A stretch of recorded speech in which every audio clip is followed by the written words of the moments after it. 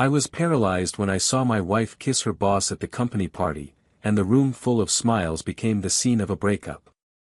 I pointed at them both and said, my voice firm despite my broken heart, "It's all over between us, wait for the divorce." I left without looking back, ending a story she chose to betray in public. Days later, I learned her boss didn't want to continue with her, it was just another fling amid toasts and secrets. She was left alone, immersed in regret. Over time, I rebuilt my life and found a new love who offered me respect, truth, and peace. When she came to me, dejected, I made it clear, forgiveness exists, but return does not. We went our separate ways, she with the consequences of her choice, I with the peace of mind of someone who started over cleanly. I didn't scream. I didn't cause a scene. I didn't throw anything on the floor. I just looked. I looked and felt such a void inside me that for a moment I thought I would die right there, amidst the golden chandeliers and the glasses clinking in toast. Everyone around me was smiling, but inside me, the silence was deafening. My eyes locked on her mouth touching another man's, on the light laugh she let out as if the whole world didn't exist, as if I had never existed. Time froze there, and perhaps a part of me died in that instant. Not because of the betrayal itself, but because of the way she looked at me afterward, as if surprised I was there, as if my presence was inconvenient in a moment that should have been just the two of them. I felt a cold tearing in my stomach, as if something had been brutally ripped from me. But I swallowed hard, raised my hand, and said only what was necessary. I didn't say goodbye. I didn't cry. I didn't beg. I simply turned my back and walked away. That night, I didn't sleep. I sat on the couch, still in my party suit, watching the living room lamp cast soft shadows on the walls. I relived every detail, the dress she'd chosen, the way she'd styled her hair, the new perfume she'd said she'd bought for me. Everything now seemed like a carefully rehearsed lie. I remembered when I met her, the plans we'd made, the sleepless nights assembling furniture together, the promises whispered in the dark. The betrayal wasn't just the act of kissing another man. It was the silent dismantling of a story I'd thought solid.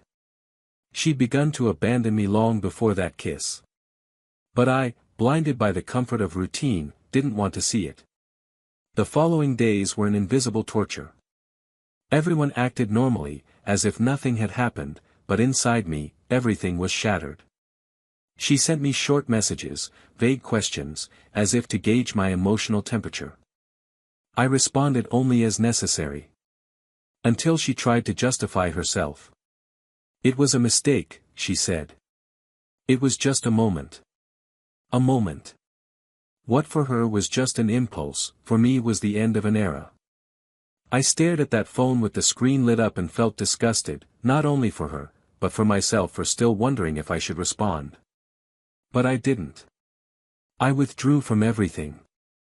I sold the apartment we shared, moved to another neighborhood, changed the furniture, threw away the clothes that reminded me of her. Not out of revenge. But because I needed to be born again. And it was in this silent rebirth that something unexpected happened. The pain began to ease. First like a light breeze. Then like a sunny afternoon after a long rainstorm.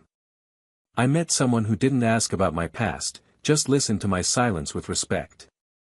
Who didn't need to prove anything to me. Who offered me presence effortlessly. Who smiled with the kind of calm that heals. And it was there, in this new beginning, that I realized, I had survived. More than that. I had lived again. Months passed. She tried to come back. She showed up unexpectedly at a cafe I frequented, with a haggard look, disheveled hair, and a blouse that looked hastily put on. I just want to talk, she said. I took a deep breath. I allowed it. I sat. I listened. And what I heard was a mixture of regret and confusion. I didn't know what I was doing, I felt invisible, that kiss meant nothing. But what killed me inside was when she said, her voice trembling, I thought you didn't love me anymore. And that's when I understood. It wasn't enough to love. You had to be seen. And I saw her every day, but maybe she stopped seeing me long before the betrayal happened. In that conversation, for the first time, I realized there was no more anger inside me. There was grief, yes. But it was grief for something that had long since disappeared. And when she asked me for a second chance, I just smiled. A sad but firm smile. Forgiveness exists, but there is no return. She lowered her head. She wept. But it was late. Too late. The strangest thing is that, even after everything, she didn't seem to fully understand what she had lost. To her, perhaps it was just a bad phase. A correctable mistake. But what she didn't understand was that sometimes love dies suddenly. Not with screams. Not with slamming doors. But with a wrong kiss at the wrong time. And with the silence that follows. Years later, by chance, she came across an old photo of us, taken on a normal day, in pajamas, on the couch in our old house. I was holding a mug of coffee, her hair was messy, her makeup was off, and yet she was smiling like she was exactly where she wanted to be. She told me this in a letter. A long, handwritten letter that arrived months after our last conversation. That photo destroyed me, she wrote. Because it was there that I realized you loved me even on the dull days. And I threw it away. She ended the letter by saying she didn't expect a reply. That she knew there was no turning back. But she needed to tell me this, even if it was late. I folded the letter, put it in a drawer, and never touched it again. Today, I have a new life. A different address. Different mornings. But sometimes, in some silence of the day, I find myself remembering that moment at the party, the metallic taste of pain, my own heart imploding in silence. Not out of longing. But because it was there that I understood the value of being true to those you love. It was there that I learned that one mistake can cost a lifetime. And that sometimes, the person who loves you most in the world, is precisely the one you hurt the most. But what she still doesn't know, what no one has known to this day, is what happened after that letter. Because that same week, something I'd never revealed to anyone knocked on my door. Something that changed everything. Something that, even after all this time, still makes me wonder if it all had a purpose.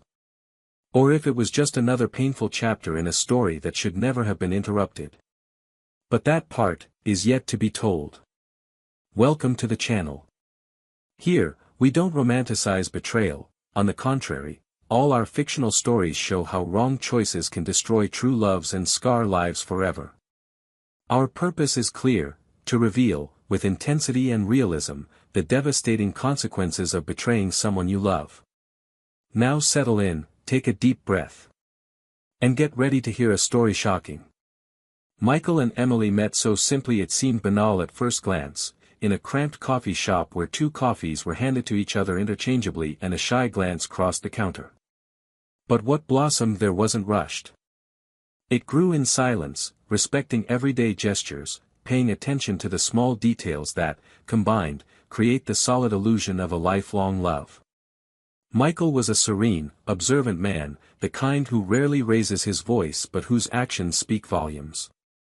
He worked in logistics, always organized, meticulous, a bit rigid with schedules and commitments, but with a soft heart that melted on Sunday afternoons when he made pancakes just to see her smile.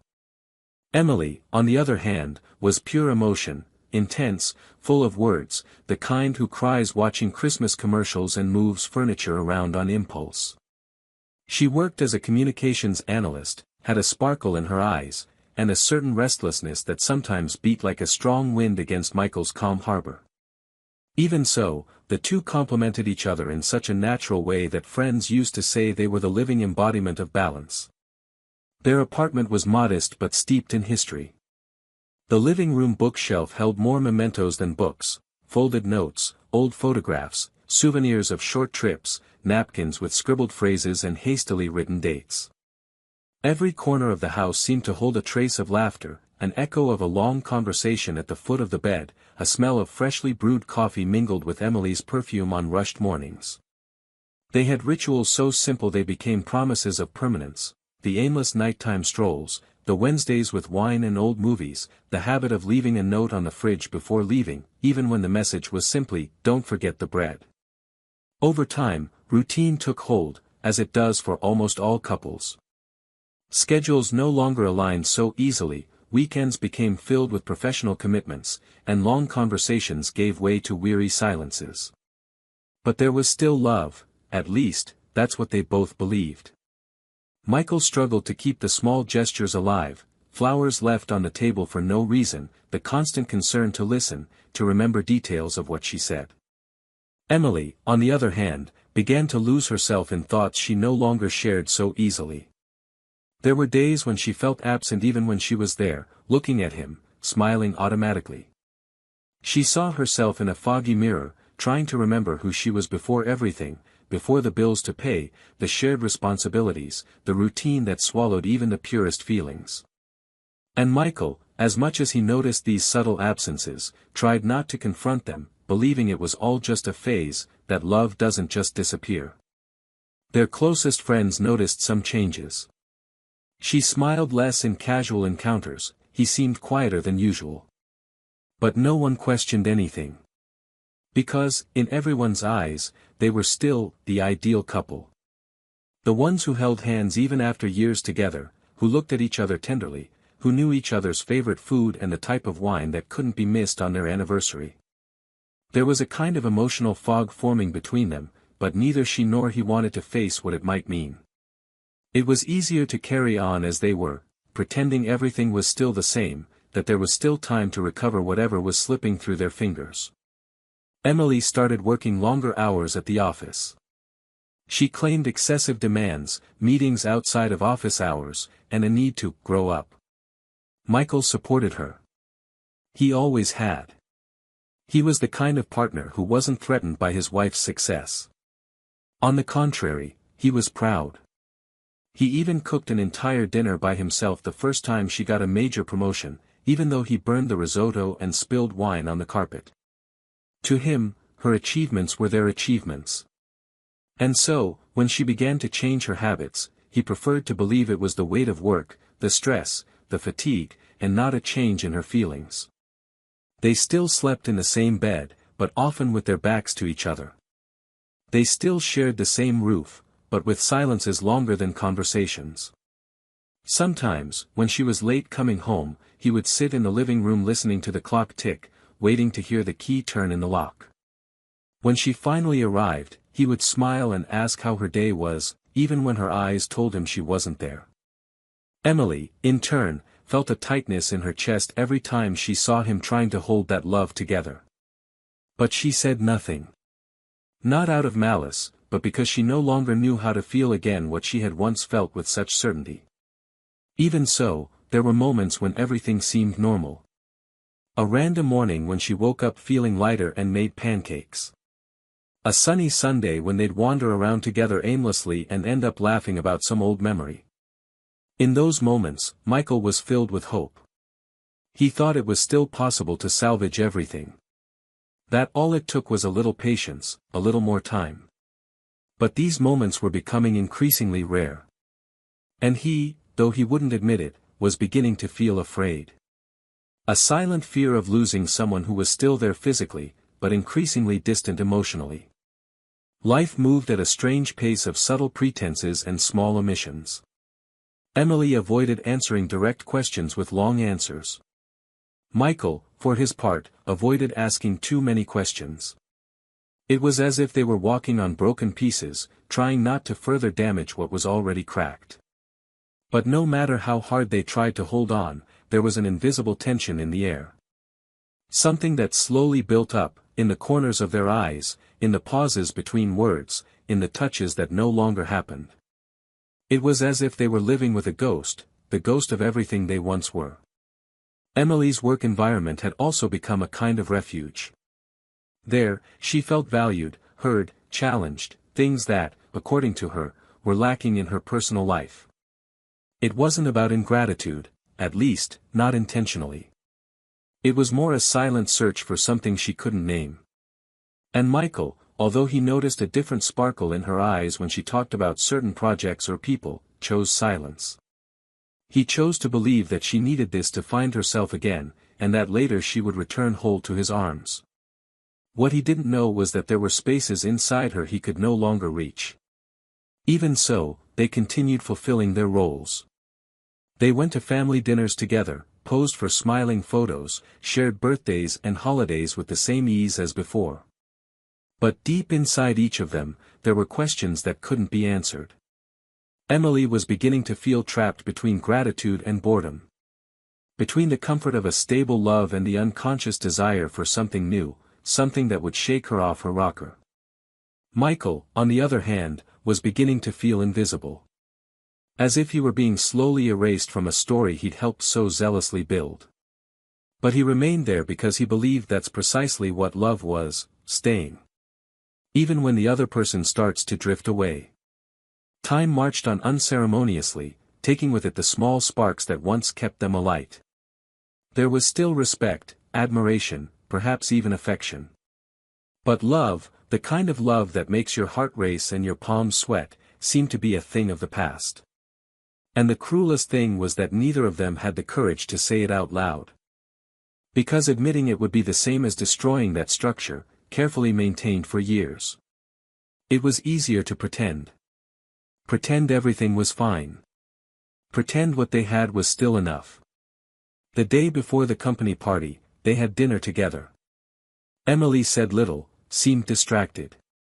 Michael, as usual, didn't press. He simply watched her, trying to catch some sign, some clue as to what was going on inside her. But she was far away. She had already crossed the invisible line that separates commitment from silent surrender. And he, still unaware, was about to see everything crumble before his very eyes. What he didn't imagine was that the end wouldn't come like a sudden whirlwind, but like a sharp blade cutting the last string that held them together. And when that happened, there would be no turning back. The week of the party arrived with a subtle, almost imperceptible, but present weight. Michael noticed Emily was restless. She spent more time in front of the mirror, changed her outfit 2-3 times before deciding, asked him more frequently if she thought she looked pretty. It wasn't unusual for her, always vain and attentive to detail, but there was something different about the way she sought his approval, as if asking not for a compliment, but for internal confirmation, a silent permission for something that hadn't yet been confessed. Michael, as always, admired her. He told her she looked beautiful, that the dress brought out her eyes, that her new perfume made the air feel lighter. But as he complimented her, he felt a strange unease, as if the words were coming out but couldn't find a place to land. Emily smiled, but it was a short smile, like someone listening to something they no longer know how to feel. The company party was to be held at an elegant hotel, the kind with chandeliers on the ceiling, red carpeting, and waiters carrying trays silently circulating. Emily would be heading there straight from work, and Michael would meet her there. Upon arriving, he took in the exquisite decor, the low lights creating a sophisticated atmosphere, the ambient sound filling the spaces with soft instrumental music. Everything was impeccable. Elegant people chatted in small groups, sparkling wine glasses glinted in their hands, and polite smiles mingled with formal greetings. He searched for Emily among the guests, unhurriedly, like someone accustomed to finding her smiling somewhere. But at that moment, she was somewhere else. In another moment. And it wasn't with him. The first 2 hours of the party went by smoothly. Michael chatted with some of Emily's colleagues and was introduced to others he hadn't met yet. Some treated him formally, others with genuine friendliness. Time seemed to drag amid speeches and toasts, and even though he was there, he felt out of place. Emily appeared and disappeared between conversations. When she approached him, it was with brief kisses and short-lived glances. He attributed it to the atmosphere, her role there, the need to maintain good relationships. She was, after all, well regarded, someone on the rise. But there was something about her that eluded him. A strange glint in her eyes. An almost exaggerated care with her posture, her smiles, her tone of voice.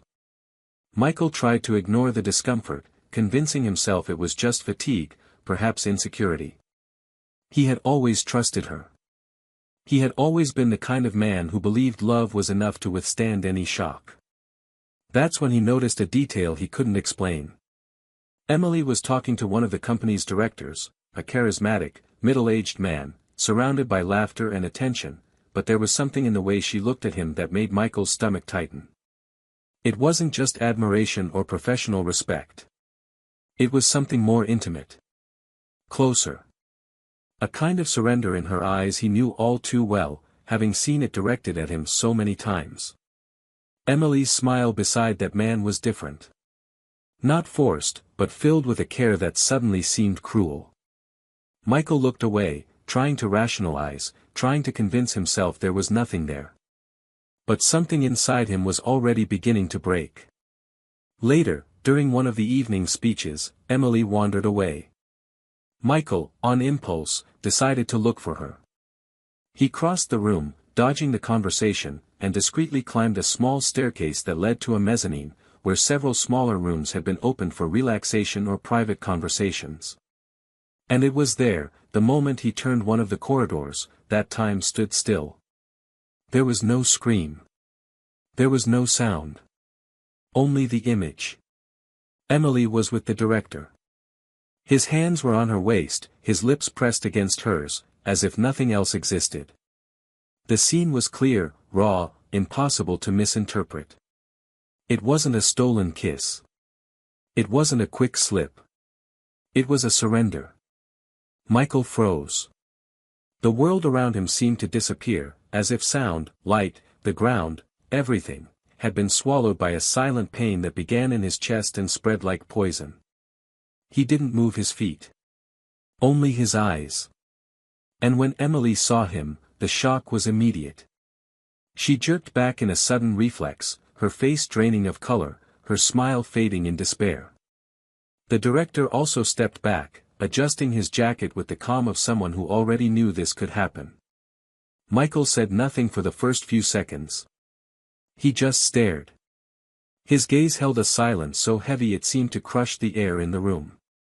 Emily tried to move closer, perhaps to explain, perhaps to deny, perhaps to apologize, but he raised his hand, as if drawing a line in the air. And then he spoke.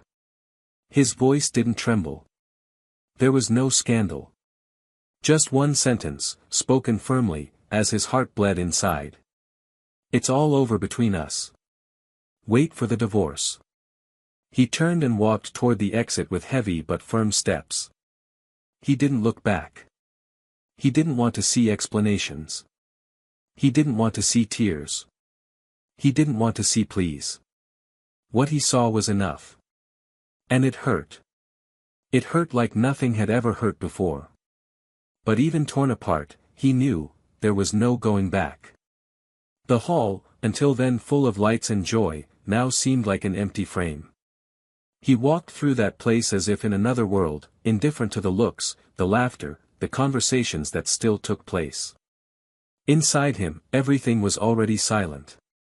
As he left the hotel, the night air hit him in the face like a punch. He took a deep breath, trying to hold back the tears that insisted on coming. His heart was pounding, his mind spinning in circles. The betrayal, as painful as it was, wasn't just about the act. It was about everything that had been broken. About the trust. About the plans. About the years they shared. It was about realizing that, no matter how hard he tried, he wasn't enough for her. Or worse, maybe he was, but she couldn't see it. That night, he didn't return home. He walked for hours, aimlessly. He sat on benches in empty squares, looked at shuttered shop windows, listened to the distant sound of a city moving on while he sank into a private mourning. And it was there, in that silence, that he began to understand what he needed to do. It wasn't just about ending a marriage. It was about ending a cycle. A love that, though true, had been abused until it could no longer endure. Meanwhile, Emily remained at the party, frozen, her eyes lost in the empty hallway where he had disappeared. The people around her didn't know what had happened. Some looked on curiously, others went about their business. But she knew. She knew she had crossed a line from which she could never return. And in that moment, a shadow of regret was already beginning to form within her. But what she didn't yet know, what none of them knew, was that that night still held a weight far greater than a simple hidden kiss. Because there was something that hadn't yet come to light. A secret hidden between the lines of this story. Something that, once revealed, would change everything. Forever. Michael didn't sleep that night. His body was resting, but his mind was racing through every scene of a relationship that, to him, had seemed whole until recently.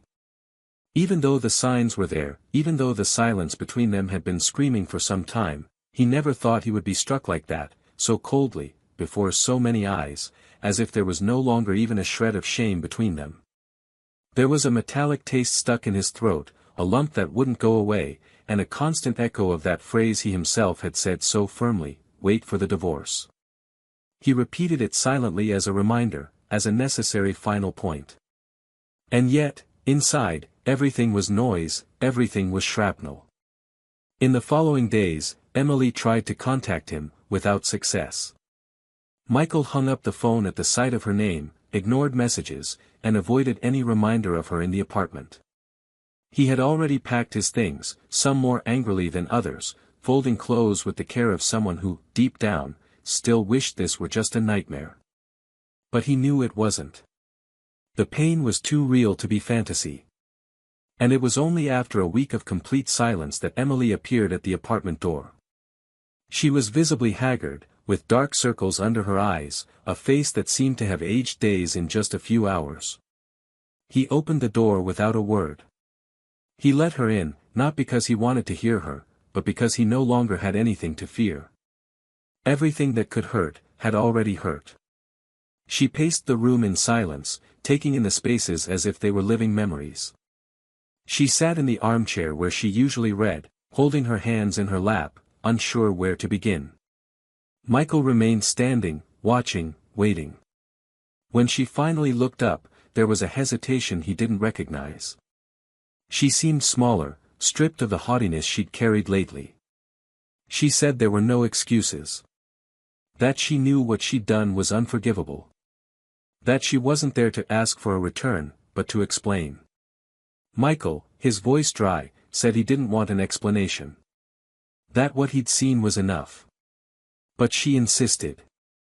It wasn't about what he'd seen, but about what he didn't know. And in that instant, unexpectedly, the atmosphere in the room changed. Emily began to tremble slightly, as if she'd been carrying something for too long, something gnawing at her insides, something she could no longer keep hidden. Michael crossed his arms, waiting with the cold gaze of someone who no longer expected anything. It was then that Emily, her voice almost breaking, began to tell him what she had been holding back for months. He said there was a reason behind so many absences, behind the emotional instability, behind the kiss that destroyed everything. And it wasn't love for the other man. It wasn't passion. It was guilt. He said that months before, on an ordinary night, he had stumbled upon an old box in the closet, the box where Michael kept childhood mementos, letters from his parents, objects of sentimental value. Emily had never looked in there. But that night, driven by curiosity or perhaps by the growing distance between them, she opened the box and found a letter. A letter that would change everything. The letter was from an ex-girlfriend of Michael's, written many years before their marriage. In it, the woman spoke of a long-kept secret, a daughter allegedly born from a last encounter between the two, shortly before Michael met Emily. The letter said she didn't want to involve Michael, who had moved away with the child, but that she felt he deserved to know. Emily said that, upon reading it, she froze. She said she considered showing the letter, but that something inside her broke in that moment. The idea that Michael had a daughter and never told her, even though he probably never knew himself, made something inside her break. Not because he lied, but because she felt that, in that moment, the entire future they had built was threatened by a part of his life she didn't know about. It took Michael seconds to comprehend what he was hearing. A daughter? A letter? He fell silent, searching for any memory that might make sense of it. But nothing came. There was no memory of that last meeting, no suspicion of pregnancy, no warning. He looked at Emily with a frown, and she understood that he truly didn't know. Her guilt deepened. She said she kept the letter, that she never said anything for fear of misinterpreting it. But since that day, something in her changed. That she began to feel out of place, as if she were living a lie, even though he wasn't aware of it. She began to distance herself not because she stopped loving him, but because she felt excluded from an essential part of his life, even if it was unfair. Michael sat on the couch, trying to process. His head was spinning. He said he'd never known about a daughter, that if he had, he would have come clean, sought her out, done the right thing. Emily nodded, her eyes welling, saying she knew that now, but at the time, overcome by insecurity, she'd let her fear get the better of her. She said the kiss with the director wasn't planned, but that, somehow, it was an escape. An internal scream. That she was tired of carrying that guilt alone, tired of watching him try to hold together a marriage she'd already silently let fall apart. Michael stood and walked to the cabinet where he kept the box. He searched for the letter. It wasn't there. He looked at Emily. She'd said she'd hidden it in one of the books on the shelf, unsure of what to do with it. He searched hurriedly, angrily, as if needing confirmation that this wasn't all a delusion. And he found it. The letter was there, aged, folded, written in a feminine handwriting. He read it silently, his eyes darting over the words, feeling the world spin around him. When he finished, he sat back down. The weight of the letter in his hands felt heavier than paper. It was a forgotten part of life coming back to knock on his door. Emily watched him silently. She said she didn't expect forgiveness. That she didn't want to go back. That she just needed him to know. That what started to destroy their marriage wasn't the kiss. It was the fear. The insecurity. The silence. She said she wanted him to find this girl, if it were true. That she deserved to know who her father was. And that he deserved to have that chance. Michael was still speechless. The shock of the revelation, the betrayal, the possibility of having an unknown daughter, it all seemed impossible to absorb at once. But within him, amid the shards of what had been destroyed, a new urgency arose. A need to know. To understand. To find. Because, despite the pain, the hurt, and the disappointment, there was something in that revelation that imposed itself forcefully. Life had taken an unexpected turn, and he could no longer ignore it. Emily stood, grabbed her bag, and walked to the door. Before leaving, she told him she hoped he would find peace again. That he still deserved a pure, true, honest love. And that she deeply regretted not having been strong enough to live up to the man he was. When the door closed, Michael stood there, alone, with the letter in his hands, his heart in ruins, but with something new beating within him. A seed. A new beginning. A buried truth that now needed to be unearthed. And the hardest part was yet to come. Because finding that child, confirming that story, facing the past and all the implications of what he hadn't experienced, that would require more strength than any divorce. But he was ready. And deep down, he knew that, despite everything, this could be the exact point where everything would truly begin to change.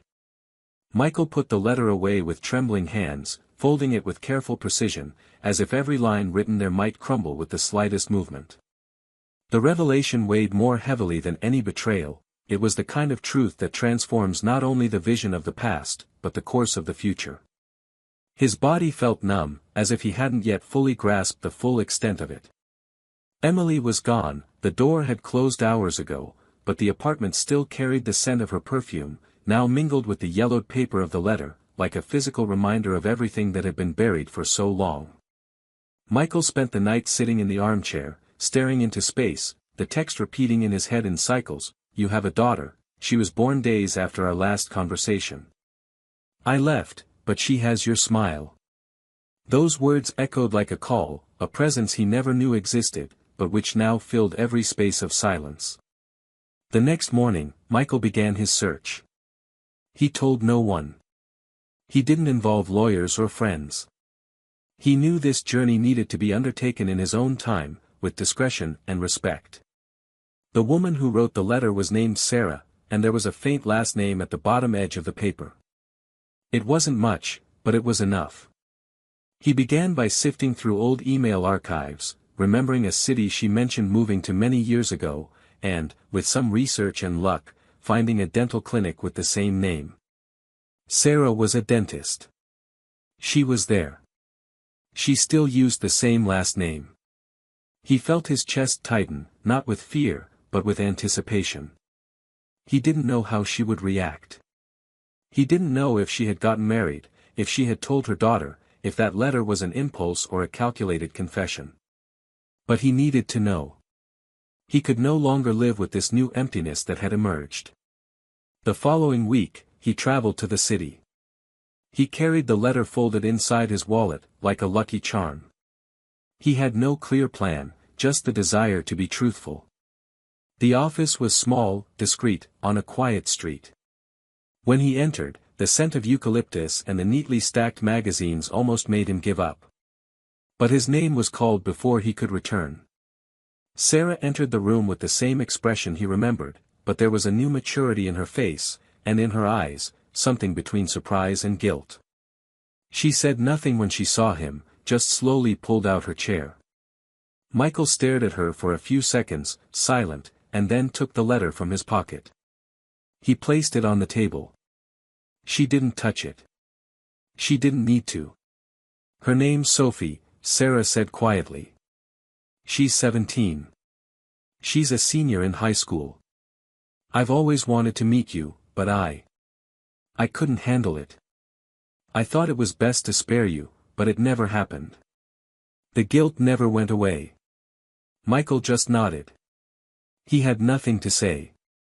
He wanted to ask so many questions, but none of them seemed to make sense at that moment. He felt the weight of time unlived, of birthday parties unattended, of sleepless nights he hadn't spent caring for her. "Does she know about me?" he asked after a long silence. Sarah took a deep breath. "She knows. Since she was 12. I showed her old photos. I told her you were a good man. That she just didn't know. She always asked why you never came." Michael lowered his eyes. That hurt more than any betrayal. Sarah then offered the impossible, the chance to meet her. She said she was home that weekend, studying for exams, and that if he wanted, he could meet her that very day. Michael hesitated. He felt he needed to prepare more, to better understand what to say. But something inside him was already leading him toward that door. On the way home, the silence of the car was broken only by the sound of tires on the asphalt. Sarah said little. She explained that her daughter was reserved, intelligent, passionate about art and music, with a keen critical sense and a smile that, yes, was very reminiscent of Michael's. When they parked, his heart felt like it was about to beat out of his chest. He got out with sweaty hands and a lost look in his eyes. Sarah went to the door and called Sophie casually, as if calling for lunch. And when she appeared, everything stopped. The girl had soft features, dark hair tied in a messy bun, and the same eyes he saw in the mirror. When she looked at him, she frowned slightly, as if recognizing something without knowing where. Sarah then approached and said, gently, that this was the man she'd always talked about.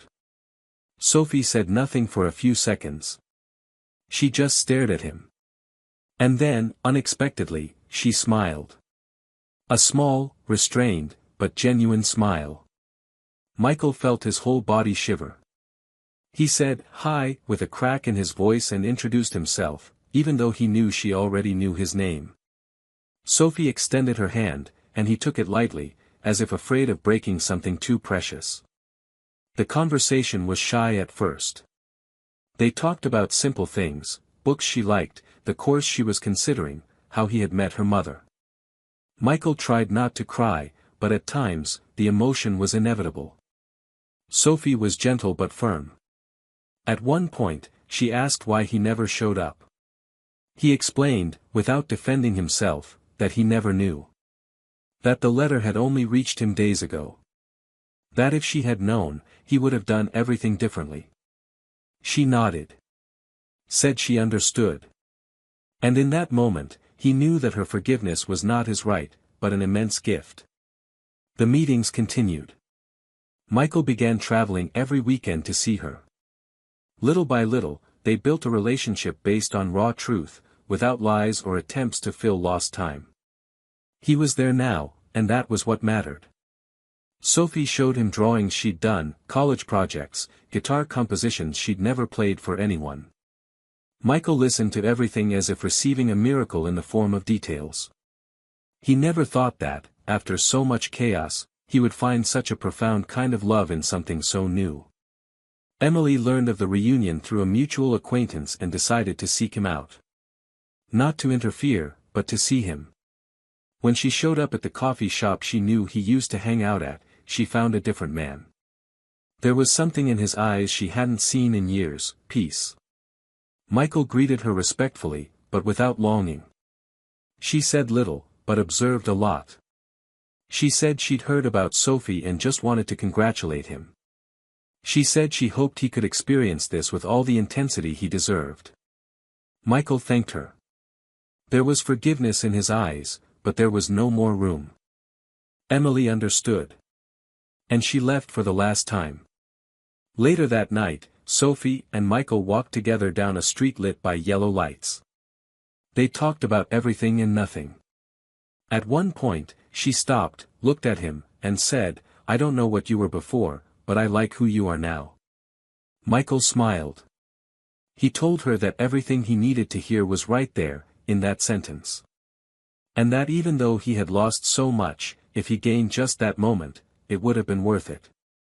Sometimes life has a strange way of rearranging chaos. Of making what was destroyed give way to something unexpectedly beautiful.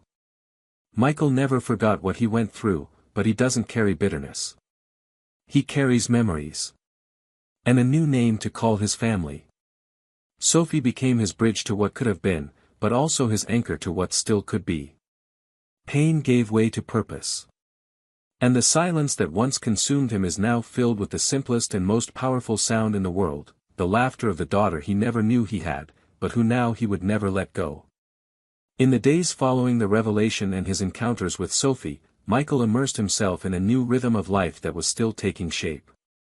There was a strangeness in feeling the presence of someone so close and yet completely new, as if she had been a part of him before they even met, but now required space, time, and understanding so they could both adapt to this new form of affection.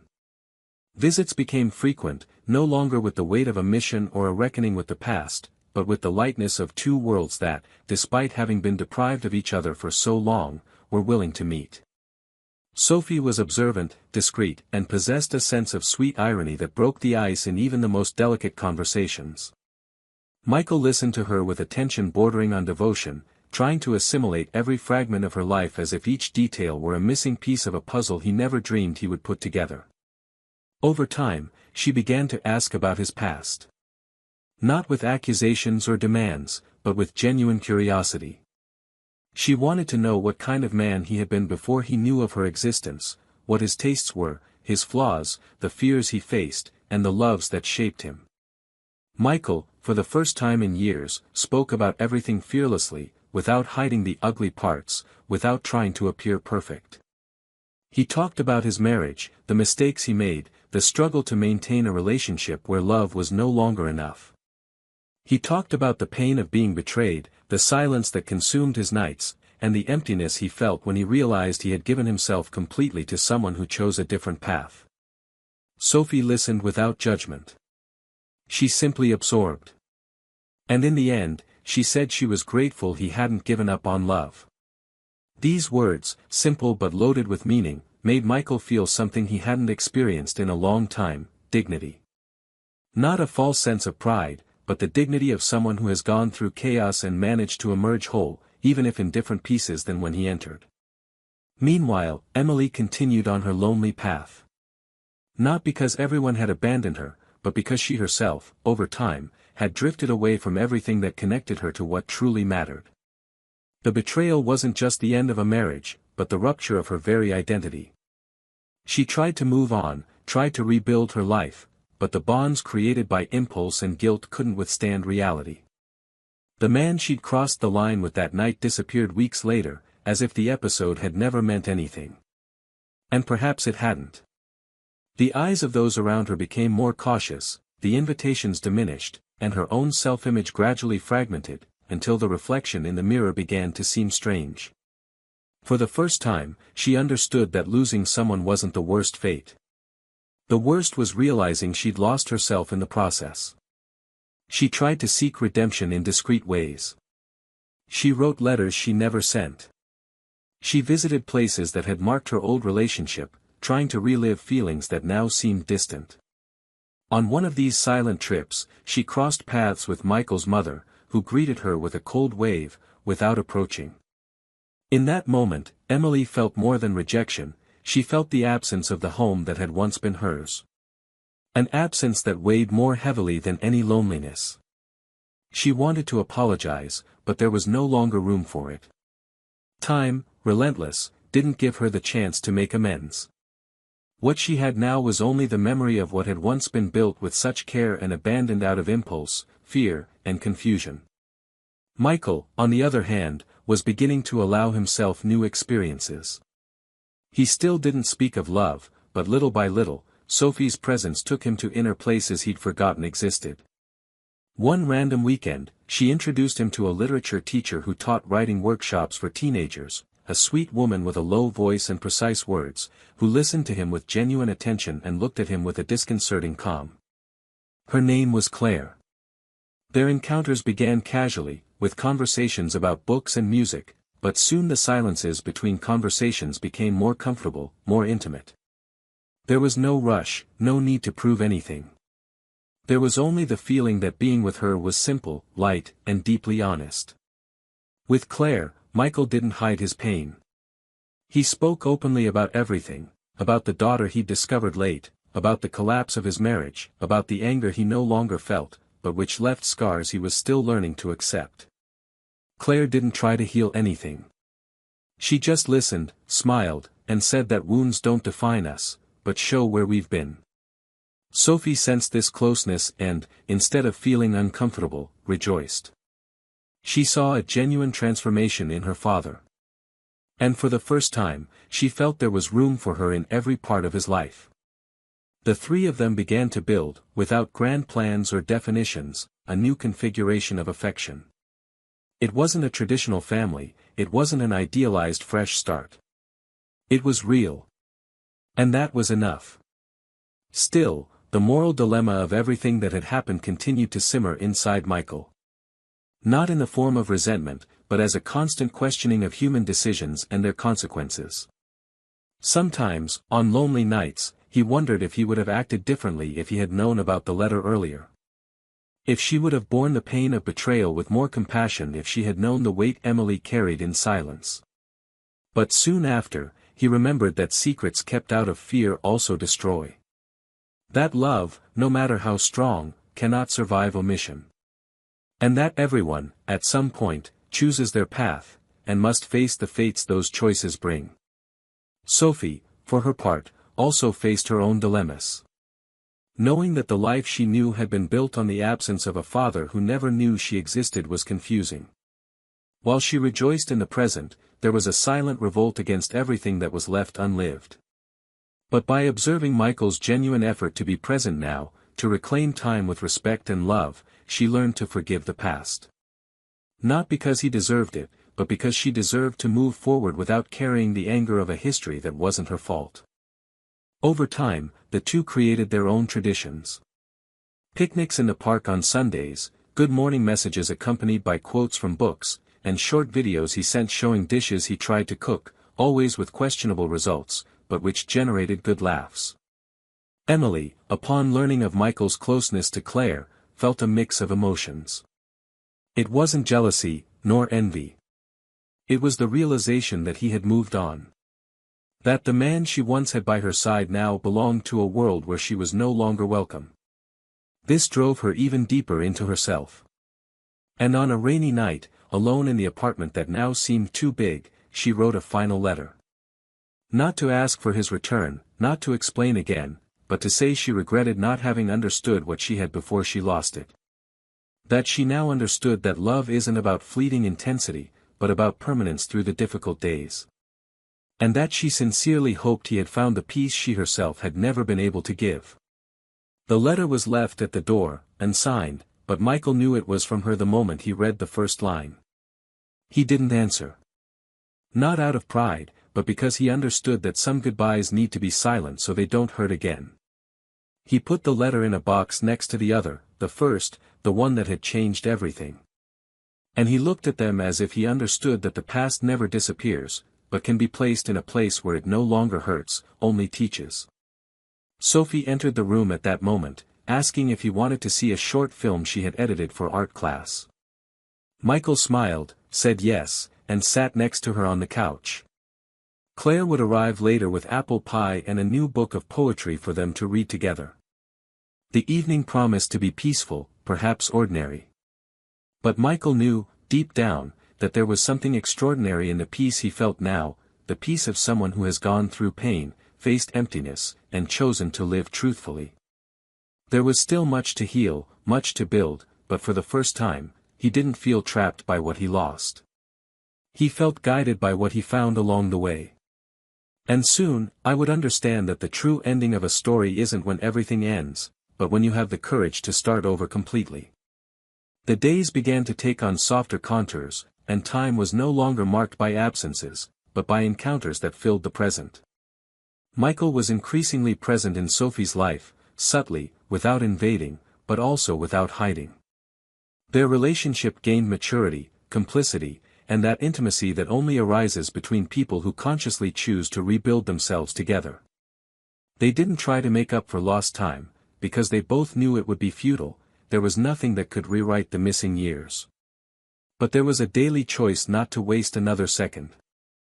And that was what united them more strongly than any biological bond, the decision to stay. Sophie took him to a contemporary art exhibition she had helped organize with the school group. Michael, who had never been particularly familiar with painting, found himself captivated by the colors, the shapes, but especially by his daughter's enthusiasm as she explained every detail, every concept, every story behind the paintings. She spoke passionately, her eyes shining as if she belonged to that universe of sensitivity, as if every stroke of the brush spoke to something deep within her. He observed not only the works, but especially the way she positioned herself in the world. And in that moment, he felt an almost sacred pride, the kind that doesn't scream, but floods the chest with a serene calm. After the exhibition, they sat in a cafe. Sophie pulled out her phone, showed him some messages she'd exchanged with friends, and talked about a difficult test and an end-of-year trip the school was organizing. Michael listened intently, and at one point, she looked out the window and said, almost in a whisper, "It's strange to think you might never have been here." It took him a second to respond, as if the words had to pass through an internal filter before emerging. "The strangest thing," he said, "is to think that, even without knowing it, I already felt there was something missing. I just didn't know its name." She smiled, but her eyes were teary. It wasn't sadness. It was the pure emotion of recognizing that, even amidst the pain, there was beauty being created there. Claire remained silently present, unpressured. She had the rare gift of knowing how to wait, of understanding each person's rhythms without needing to interfere. Michael, who had previously seen love as a commitment that required constant effort, was beginning to understand that true love could also be light, that it could be a peaceful choice, based on respect and authenticity. One night, as they washed dishes together after a simple dinner, she said to him with a calm smile, "I don't expect you to promise me anything. I just want you to tell me with the same honesty you have when you choose to stay." These words, so free of demands, touched Michael deeply. It was the first time in a long time that he felt he could love someone without having to sacrifice parts of himself in the process. Meanwhile, Emily faced the harshness of a true new beginning. The letter she'd left at Michael's door was her last attempt to express everything that still suffocated her. And when she received no response, she understood that the cycle had truly ended. She decided to seek therapy, something she'd always put off, and for the first time, she began to honestly face her own choices. The betrayal had been a symptom, not the cause. She began to revisit her childhood, her behavioral patterns, her unspoken fears. She discovered she carried an old feeling of inadequacy, of unworthiness, that made her sabotage everything that seemed too good. Understanding this didn't erase her mistakes, but it brought clarity. And over time, she began to write about her journey. Short texts, personal accounts, fragmented memories. She discovered in writing a way to reorganize her inner chaos.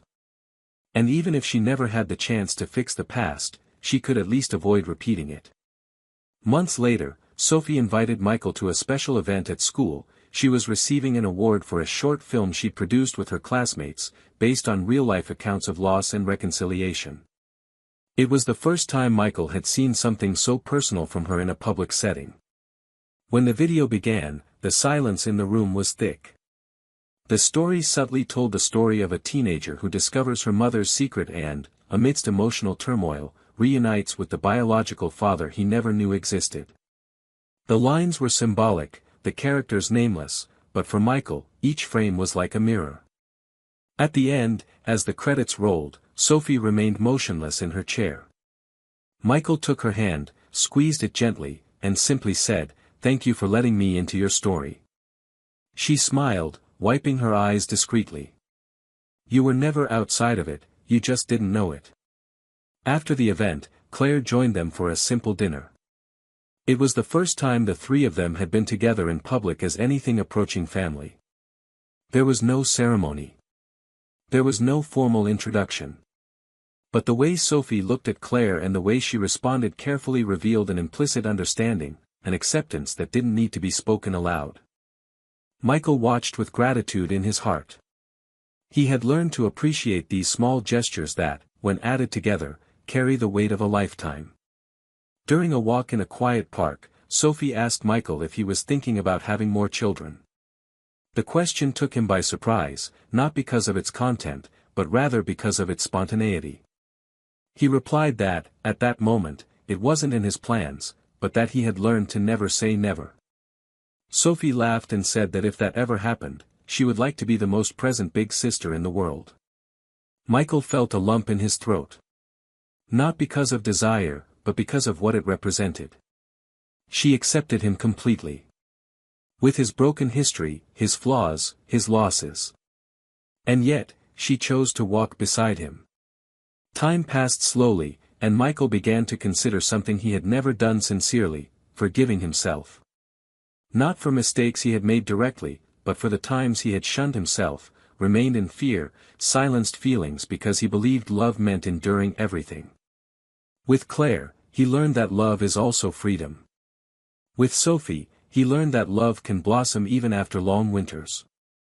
And with Emily, even from a distance, he understood that every ending holds within it the potential for a new beginning, not necessarily with a partner, but within himself. Spring arrived bearing subtle promises.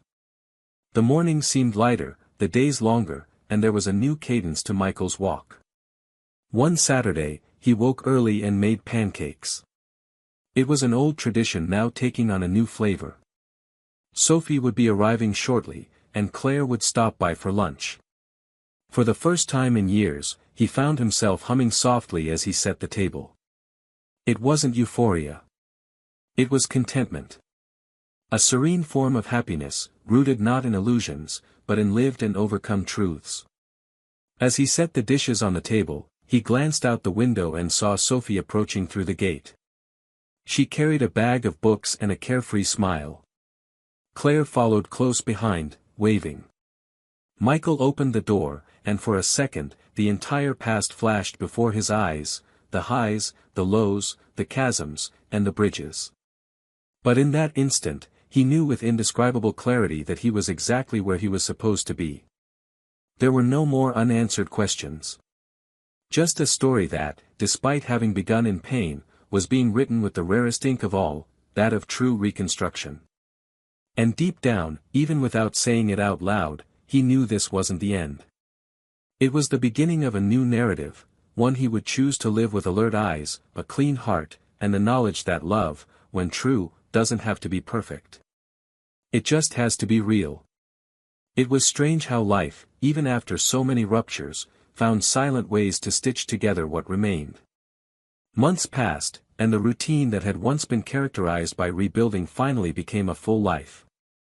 Michael no longer saw himself as broken or betrayed. He didn't present himself as a man marked by an ending, but as someone reborn with purpose.